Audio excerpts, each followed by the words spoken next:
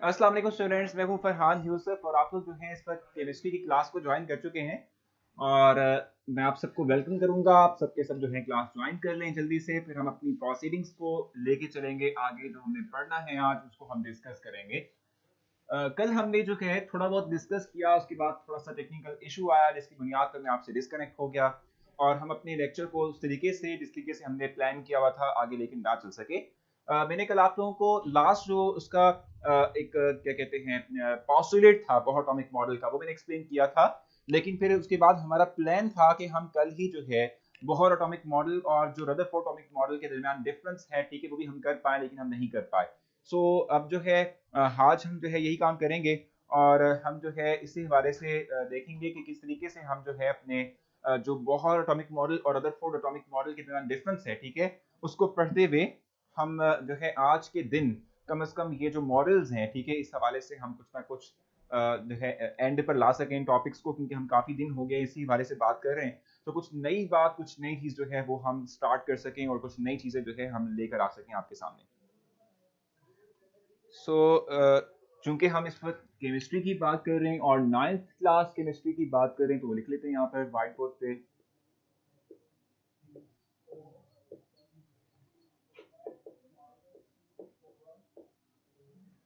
So ninth chemistry जो है इस वक्त हम पढ़ रहे हैं और इसमें जो आज का हमारा टॉपिक है जो कि हमने डिस्कस करना है वो है समरी, ठीक है, यानी summary of difference between two theories which are Rutherford and Bohr atomic model. ठीक है, इस हवाले से मैं आप लोगों को बताऊंगा, इस हवाले से मैं आप लोगों को ब्रीफ करूंगा। ठीक है, फर्स्ट हम डिस्कस कर लेते हैं रदरफोर्ड एटॉमिक मॉडल के हवाले से जो है कुछ पॉइंट्स हमारे पास जो थे वो हम लिख लेंगे।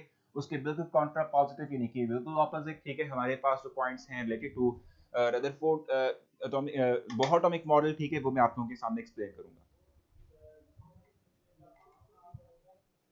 मैं चाहूंगा कि आप लोगों के जो कमेंट्स हैं वो मुझे डिस्प्ले हो जाए। चलें, ठीक है, जी जी।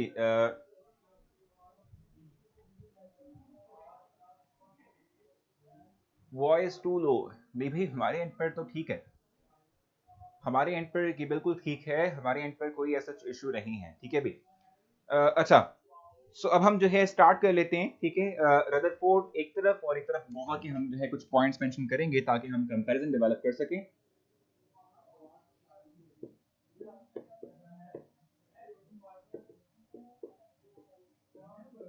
रदरफोर्ड्स एटॉमिक मॉडल और दूसरी तरफ हमारे पास क्या आएगा, बोहर्स एटॉमिक मॉडल।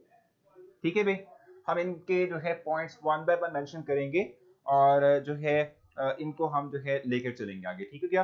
सो अब अगर हम रदरफोर्ड की बात करते हैं तो हम कहते हैं कि रदरफोर्ड जो है वॉइस इज क्लियर, एग्जैक्टली, बिल्कुल मैं यही बात आपसे कर रहा था कि हमारी तरफ से बिल्कुल ठीक है। No test today Mahnoor, exactly आज टेस्ट हम नहीं ले रहे, हम चाह रहे हैं कि जो हमने कल पढ़ना था वो आज हम कंप्लीट कर पाए ताकि हम फिर थोड़ा सा आगे मूव कर सकें। मासा इनका वर्ड है, मतलब नाम है, ठीक है। सो आप बता दें क्या पूछना चाह रहे हैं आप, ठीक है। अच्छा, मैं आपको एक चीज़ जो है बताना चाहूँगा या आपसे कहना चाहूँगा, मेरी सजेशन ही हो सकती है, बाकी आप देखें कि आप इस पर अमल करते हैं या नहीं करते। सजेशन ये है कि जब आप लोग अकाउंट बनाएं या आप लोग अपने अकाउंट का नाम मेंशन करें तो कम से कम आपका जो एक्चुअल नाम है, ठीक है, वो आपका नाम होना चाहिए, क्योंकि जब हम प्रोनाउंस करें तो हमें लगे कि ये बाकी ये किसी जो है बंदे का या किसी बंदी का नाम है, ठीक है, और वो प्रोनाउंस करते हुए अच्छा भी लगे और बिल्कुल एग्जैक्टली हम आपके लिए प्रोनाउंस कर भी सकें। आप लोग अपने निक नेम मेंशन कर देते हैं तो समहाउ डिफिकल्ट होता है प्रोनाउंस करना, और फिर उसकी वजह से क्या होता है कि जो है सही तरीके से मुखातिब नहीं कर पाते एक बंदे को जो कि स्पेसिफिक है, ठीक है जी। तो कोशिश क्या करें कि आप लोग जो है क्या कहते हैं वो नाम रखें कि जो आपका एक्चुअल नेम है, ठीक है भाई। अच्छा, सो अब हम अगर बात करते हैं रदरफोर्ड एटॉमिक मॉडल की तो हम कहते हैं कि इसका जो पहला पॉइंट है, ठीक है, वो हमारे पास क्या है कि इट इज बेस्ड ऑन। अच्छा, फर्स्ट पॉइंट हमारे पास क्या है कि रदरफोर्ड एटॉमिक मॉडल जो है हम कहते हैं कि it is based on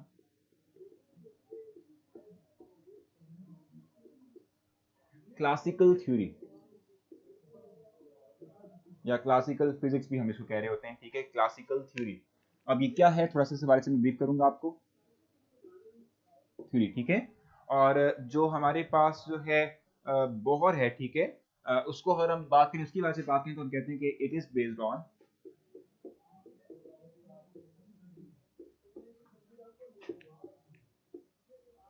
quantum theory.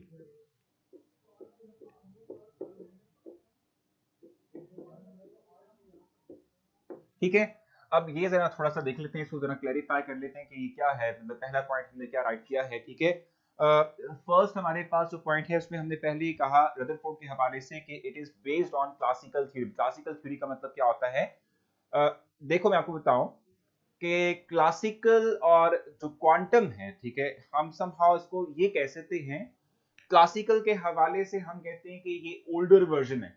ये क्या है, हमारे पास ओल्डर वर्जन है, यानी ओल्डर वर्जन का सिंपली मतलब क्या होता है कि ये पुराना कॉन्सेप्ट है, ठीक है, जिसमें कि हम जो है किसी एक एनर्जी लेवल की बात करते हुए उसकी एग्जैक्ट एनर्जी के बारे में बात नहीं कर रहे थे। ठीक है ना, देखो आपने ये बात कही थी कि ये हमारे पास एक न्यूक्लियस है, ये इसका ऑर्बिटल है। ठीक है, अब देखो ऑर्बिटल में डिफरेंस ही नहीं कर पा रहे हम कि कौन सा फर्स्ट ऑर्बिटल है, कौन सा सेकंड ऑर्बिटल है, कौन सा थर्ड ऑर्बिटल है। ठीक है, सो ये बेस करता है किसके ऊपर, क्लासिकल थ्योरी के ऊपर, यानी कि जो पुराने हमारे जो कॉन्सेप्ट थे उनकी बेस पर जो है वो डिपेंड कर रहा होता है।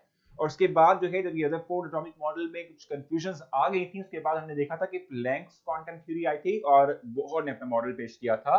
और उसमें क्या हुआ था, उसमें कहा गया था कि हर एक जो पाथ है जिसमें कि इलेक्ट्रॉन रिवॉल्व करता है, जिसको हम ऑर्बिटल या शेल का नाम दे रहे होते हैं, उसकी स्पेसिफिक एनर्जी होती है जिसको हम क्वांटाइज्ड एनर्जी का नाम दे रहे थे, या क्वांटा का वर्ड जो है उसके लिए हम मेंशन कर रहे थे। ठीक है जी, सो ये क्वांटम थ्योरी की बेस पर है, जो कि एक लेटेस्ट वर्जन है या लेटेस्ट थ्योरी है। ठीक है, ये बेसिक टॉपिक क्लासिकल यानी कि ओल्डर वर्जन या ओल्डर थ्योरी है जिसके बारे से हम बात कर रहे होते हैं। ठीक है भाई, वॉइस इज टू लो, मेरे ख्याल से हमारे एंड पर तो कोई इशू नहीं है।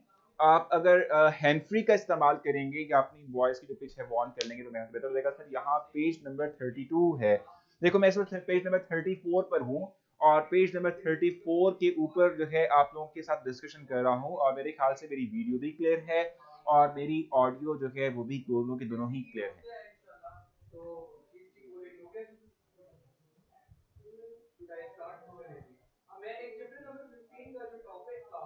ठीक है, अच्छा अच्छा, इस ये हमारा फर्स्ट पॉइंट आ गया। ठीक है, और उसके बाद हम जो है दूसरे दूसरे पॉइंट की बात करेंगे, और उस हवाले से जो है मैं आप लोगों को ब्रीफ करता हूँ। सेकंड पॉइंट हमारे पास कि सर रदरफोर्ड थ्योरी क्लियर ही है। क्लियर ही है मतलब समझ नहीं आई भी वहां से आपको कुछ बिल्कुल समझ नहीं, आपने क्या क्वेश्चन पूछा या क्या मुझसे कहना चाह रही हैं आप। ठीक है, अच्छा मैं सेकंड पॉइंट राइट करता हूँ आप लोगों के लिए, जो कि है difference between Rutherford and Bohr atomic model. ठीक है जी, सेकंड पॉइंट राइट करते हैं। According to this theory, this model कर लेते हैं, electron revolve around the nucleus,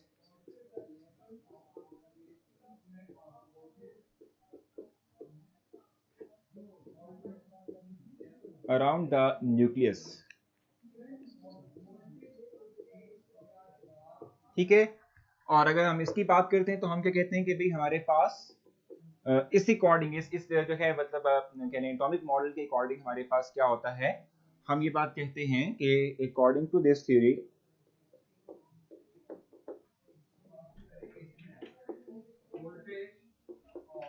this model, हम बेसिक टॉपिक कर लेते हैं, इसको मॉडल कह लेते हैं, this model electron revolve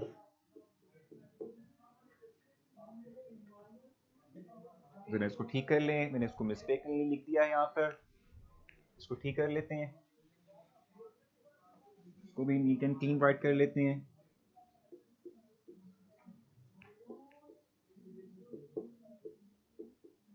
electron revolve, ठीक है, अराउंड द न्यूक्लियस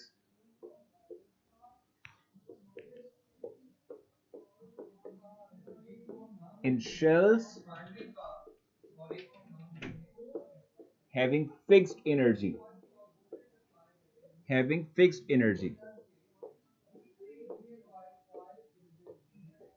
ठीक है भाई, सो ये हमारे पास सेकंड पॉइंट है जिसके हवाले से हम कहते हैं कि ये मेन डिफरेंस क्रिएट करता है between the Rutherford and Bohr's atomic model. ठीक है जी, रदरफोर्ड के हवाले से मैंने आपसे कहा कि अकॉर्डिंग टू दिस थ्योरी, ठीक है, अकॉर्डिंग टू दिस मॉडल, ठीक है, we say that the electrons, ठीक है, around the nucleus will revolve in shells, ठीक है, और ऑर्बिटल्स। ठीक हो गया, इसके बिल्कुल अगेंस्ट अगर हम बात करें तो हम कहते हैं कि हमारे पास जो बोहर का एटॉमिक मॉडल है इसके अंदर हम कहते हैं कि इलेक्ट्रॉन रिवॉल्व करता है अराउंड द न्यूक्लियस, ठीक है। लेकिन जब वो रिवॉल्व करता है तो जिस पाथ में रिवॉल्व करता है उसे कहते हैं ऑर्बिटल या शेल, जिसकी एनर्जी जो है वो फिक्स होती है, जिसको हम क्वांटाइज्ड का नाम दे रहे थे, ठीक है जी। सो इन दो पॉइंट्स में आपने मुझसे कुछ पूछना, आप मुझसे पूछेंगे, अगर क्लियर है तो क्लियर मेंशन करेंगे ताकि हम फिर जो है next, third, fourth and fifth point को डिस्कस कर सकें, ठीक है जी। तो आप मुझसे जल्दी से जो है क्वेश्चन पूछ लें, अगर क्वेश्चन है, अगर नहीं है तो क्लियर मेंशन करें ताकि हम आगे चल सकें।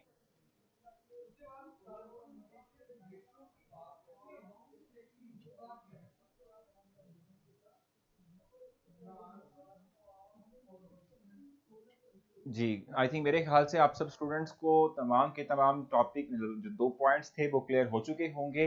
हम आगे चलते हैं। थोड़ा सा जो है कैमरा को थोड़ा सा स्क्रीन को जरा एडजस्ट कर लें क्योंकि ये चीज़ें नज़र नहीं आ रही स्टूडेंट्स को। सर प्लीज रदरफोर्ड की हमने बात की थी, तो फर्स्ट पॉइंट हमने मेंशन किया था कि रदरफोर्ड के अकॉर्डिंग जो मॉडल पेश किया गया वो क्लासिकल थ्योरी पे बेस्ड था।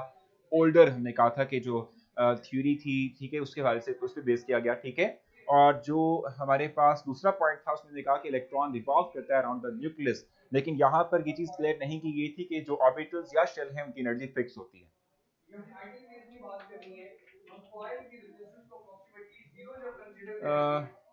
ठीक है, बिल्कुल मैंने सेट कर दिया गनवा, बिल्कुल ठीक हो चुका है, आपको तमाम चीजें नजर आ रही हैं, तमाम पॉइंट्स आपको डिस्प्ले हो रहे हैं, ठीक है भी।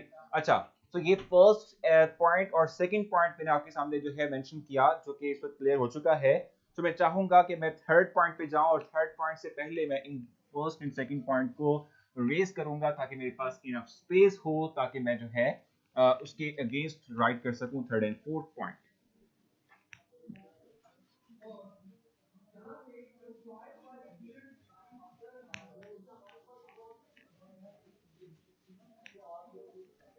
जी, सो थर्ड पॉइंट राइट करते हैं।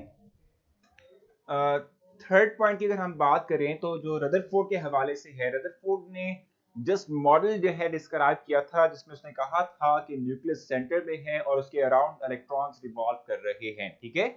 लेकिन रदरफोर्ड ने हमें ऑर्बिटल का कॉन्सेप्ट नहीं दिया था, ठीक है। ऑर्बिटल के हवाले से या जो शेल है उसके हवाले से कॉन्सेप्ट डिलीवर नहीं किया था, ठीक हो गया। सो हम यहाँ पर जो है मेंशन करते हैं थर्ड पॉइंट है, अगर आपको नजर भी आ रहा है exactly third point, no idea given related to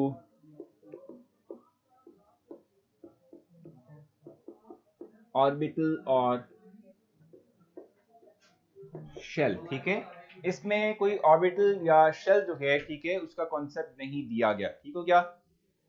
ठीक है भी, इलेक्ट्रॉन के हवाले से कि जो इलेक्ट्रॉन रिवॉल्व कर रहे होते हैं अराउंड द न्यूक्लियस, ठीक है, उस हवाले से जो है कोई कॉन्सेप्ट डिलीवर नहीं किया गया रदरफोर्ड की तरफ से, ठीक है, कि जो है वो ऑर्बिटल या शेल्स होते हैं। सर बहुत रदरफोर्ड के स्टूडेंट हैं, एग्जैक्टली बिल्कुल जरीश ऐसा ही है, ये स्टूडेंट ही हैं, ठीक है भाई। अच्छा, उसके बाद अगर हम बात करें फोर्थ पॉइंट की, तो फोर्थ पॉइंट जो हमारे पास वहां पर है, ठीक है, उसमें क्या हुआ कि बहुत के मुताबिक जो है बहुत के अकॉर्डिंग जो है हम कहते हैं कि भाई ऑर्बिटल का कॉन्सेप्ट भी डिलीवर किया गया, और हमने कहा कि ऑर्बिटल जो है उसकी एनर्जी, उसका जो एंगुलर मोमेंटम है वो फिक्स होता है, ठीक है। एंगुलर मोमेंटम जो है हम कहते हैं कि वो क्या होगा, वो फिक्स होगा, ठीक है जी। तो यहाँ पर हम लिखते हैं, यहाँ पर थर्ड पॉइंट की बात करते हैं। दिस मॉडल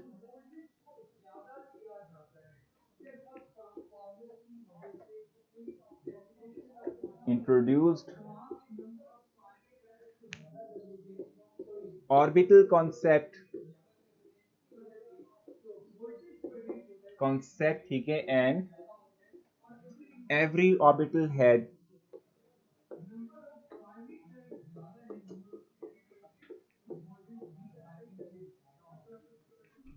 angular momentum,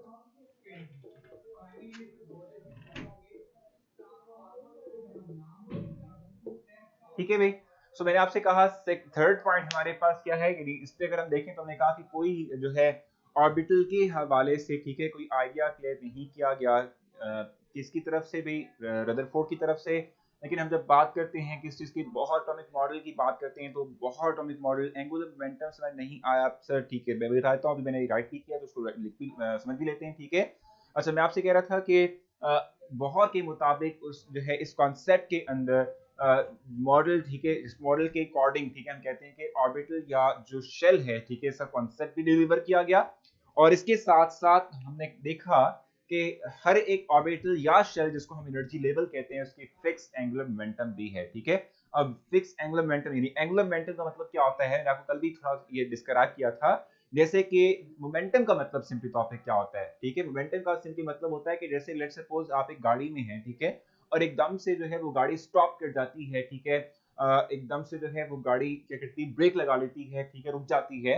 हम देखते हैं कि ब्रेक लगाने के बावजूद भी somehow वो डिस्टेंस कवर करके फिर जाके स्टॉप होती है। सो वो जो आप कह लें कि फोर्स है कि जो उसको somehow ब्रेक लगाने के बाद भी थोड़ा बहुत डिस्टेंस कवर करवा रही है, इसे हम उसका मोमेंटम कहते हैं, ठीक है। मैंने दूसरी एग्जांपल आपको दी थी कि अगर हम एक बस में हैं और एकदम से बस रुकती है या स्टॉप करती है, तो हम आगे की तरफ को झुकते हैं, हमें धक्का सा लगता है आगे की तरफ को, ठीक है। तो वो भी किस वजह से होता है कि जो है वो भी सिंपली तौर पे इसी वजह से होता है कि आपका एक मोमेंटम होता है जो कि आपको कैरी कर रहा होता है, जो कि आपको आगे को धकेल रहा होता है, ठीक है जी। तो ये मोमेंटम की एग्जांपल है। आपने कुछ डिस्कशन करनी हो इन पॉइंट्स के हवाले से तो आप मुझसे क्वेश्चन कर सकते हैं। आप बहुत एक्सटेंसिव वे में एक दूसरे से बातें कर रहे हैं और ये बहुत बुरी बात है। आप लेक्चर पे ध्यान नहीं देते हैं, इस वजह से आप लोगों को जो है कुछ क्लियरिटी नहीं मिल पाती। तो कोशिश किया करें कि आप लोग सिर्फ और सिर्फ जो है जो टॉपिक से रेलेवेंट क्वेश्चन आपका हो सिर्फ वो राइट करें, आप लोग आपस में बातें ना करें, ये तो मजबूरन हमें फिर ये करना पड़ेगा कि आपको हम ब्लॉक कर देंगे, ठीक है जी। सो कोशिश करें कि ऐसी नौबत ना आए, आप सिर्फ और सिर्फ वो बात लिखें यहाँ पर कि जो जरूरी है, और जो आपने कोई क्वेश्चन करना है तो वो सिर्फ आप मेंशन करेंगे। मैं बहुत स्लो हूँ, ओह नो हमजा, ये तो बहुत स्लो नहीं हूँ, मैं तो बहुत फास्ट मूव करता हूँ, भागता हूँ, दौड़ता हूँ, ठीक है, जल्दी पढ़ा रहा होता हूँ आप लोगों को, फिर आप लोग कहते हैं जल्दी पढ़ा रहे हैं। थैंक यू सो मच इमाम, बिल्कुल बहुत ईमान, ठीक है, बहुत अमेजिंग है कॉन्सेप्ट केमिस्ट्री का। अगर आप समझे तो सर कैमरे में देख कर बोलें, भाई मैं कैमरे में देख के बोल रहा हूँ, लेकिन मसला ये कि आप लोग के जो क्वेश्चन है वहां डिस्प्ले हो रहे हैं, तो इसलिए मुझे वहां दिखना पड़ता है, ठीक है। अच्छा, क्वेश्चन आपने मुझसे पूछना हो अभी थर्ड पॉइंट के हवाले से पूछे, नहीं तो फिर हम आगे चलेंगे। क्या होता है मोमेंटम समझनी है, अभी मैंने बताया आपको, जवेरिया थोड़ा सा पहले एक्सप्लेन किया था sir. It is much easy, I think you are making it difficult. बिल्कुल गानिया मुश्किल नहीं है ना, मैं इसको मुश्किल कर रहा हूँ, मैं सिंपल वर्ड्स में आपको जो है बातें समझा रहा हूँ।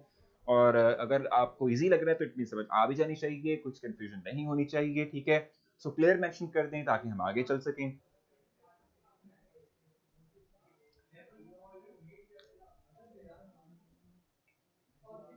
सो आई थिंक मेरे ख्याल से इस वक्त तक आपका कोई क्वेश्चन नहीं है, ठीक है, तो हम आगे चलते हैं, फोर्थ पॉइंट की बात करेंगे, ठीक है भाई, आगे चलें, ठीक है भाई, चलें जल्दी से मूव करते हैं आगे, ठीक है। फोर्थ पॉइंट हम डिस्क्राइब करेंगे। अकॉर्डिंग टू रदरफोर्ड हम कहते हैं कि जो स्पेक्ट्रम डेवलप होता है वो कंटीन्यूअस स्पेक्ट्रम डेवलप होता है। एक एटम जो है वो कंटीन्यूअस स्पेक्ट्रम डेवलप करता है। कंटीन्यूअस स्पेक्ट्रम का मतलब क्या होता है मैं भी एक्सप्लेन करूंगा आपको, तो इसमें ये लिख दूं यहाँ पे, एटम will produce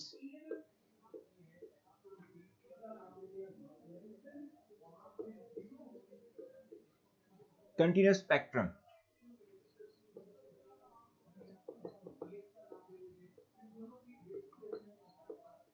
अब ये कंटीन्यूअस स्पेक्ट्रम का मतलब क्या होता है जरा ये समझ लें।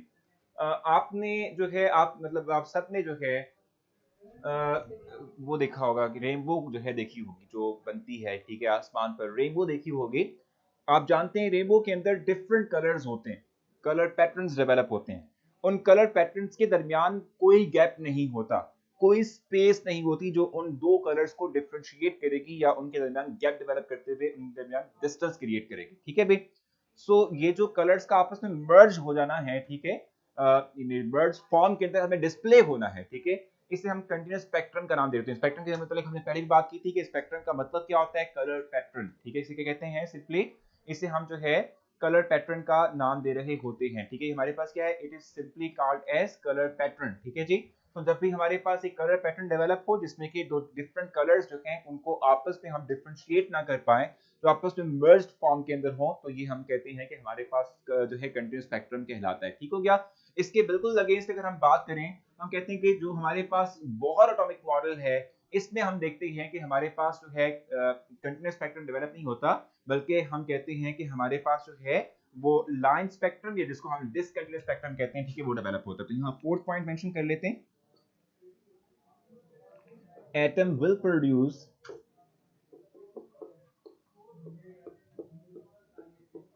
Line spectrum. लाइन स्पेक्ट्रम का मतलब होता है कि डिसकंटिन्यूअस स्पेक्ट्रम, ठीक है, लाइन स्पेक्ट्रम।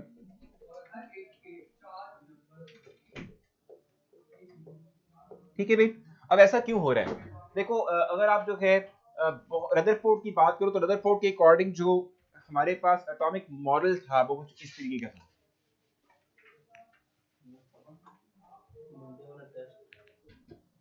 सेंटर में न्यूक्लियस और ये हमारे पास ऑर्बिटल्स थे। ठीक है, मैंने आपको पहले भी बताया था कि इलेक्ट्रॉन जितना दूर होता है फ्रॉम द न्यूक्लियस, ठीक है, उसकी एनर्जी उतनी ही ज्यादा होती है।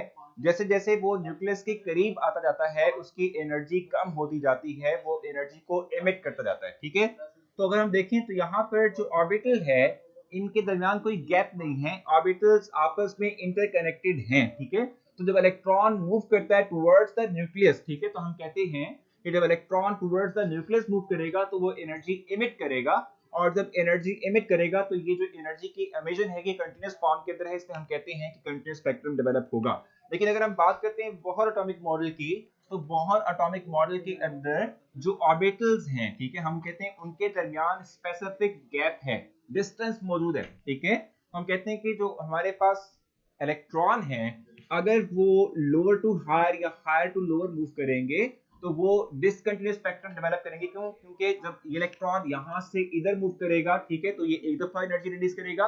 अगर यहाँ पर इसके नीचे भी कोई ऑर्बिटल हो तो अगर वो नीचे की तरफ आएगा तो वो वन बाय स्टेप जो है एनर्जी रिलीज करेगा। इट मींस के डिसकंटिन्यूअस स्पेक्ट्रम डेवलप होगा। आपने मुझे इस सारे से कुछ मुझसे पूछना, आप मुझसे पूछ सकते हैं, और नहीं तो फिर हम आगे चलेंगे। यहां तक आप मुझसे कुछ पूछना, आप मुझसे पूछ सकते हैं।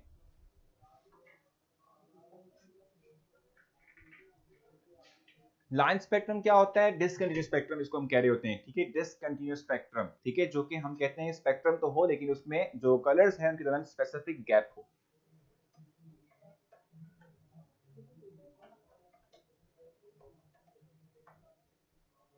जी, क्वेश्चन आपने मुझसे कुछ पूछना हो आप मुझसे पूछेंगे।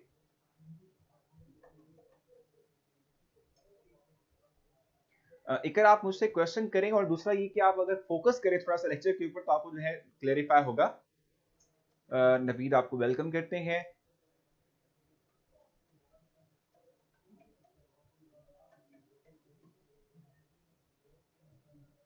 जी, क्वेश्चन है तो क्वेश्चन लिख लें ताकि हम क्लेरिफाई कर सकें, नहीं तो क्लियर मेंशन कर दें।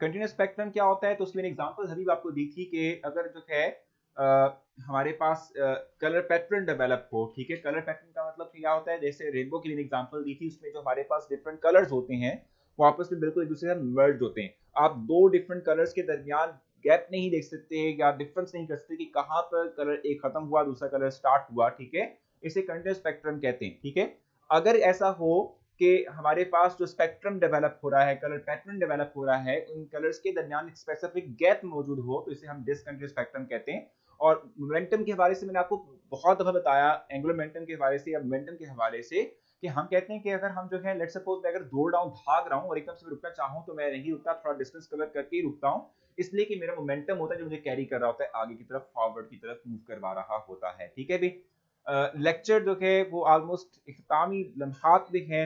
लास्ट पॉइंट हमारे पास रिलेटेड टू रदरफोर्ड, हम कहते हैं कि एटम जो है वो डिस्ट्रॉय हो जाएगा, कोलैप्स कर जाएगा, और हम कहते हैं बोहर जो है इसके मुताबिक हम कहते हैं कि एटम एग्जिस्ट करता है, इलेक्ट्रॉन इन द न्यूक्लियस नहीं जम करता। ठीक है जी, तो ये लास्ट पॉइंट था। कल हम जो है इलेक्ट्रॉनिक कॉन्फ़िगरेशन जो है उसको हम पढ़ेंगे। ठीक है, मैंने आपको मीनिंग बताया अभी जरिश के एंगुलर मोमेंटम जो है ये एक ऐसी फोर्स है, ठीक है, जो कि आपकी मोशन को कंटिन्यू रखती है, ठीक है, सिंपल हम ये कह सकते हैं, ठीक है भाई। तो आपसे कल मुलाकात होगी, लेक्चर को रेट जरूर कीजिएगा, इस हवाले से आपने मुझसे कोई सजेशन मुझे देनी हो तो आप जरूर राइट कीजिएगा। कल आपसे मुलाकात होगी सेम टाइम के ऊपर, अपना ख्याल रखिएगा, दुआ में याद रखिएगा, मिलते हैं इंशाल्लाह कल। अल्लाह हाफिज।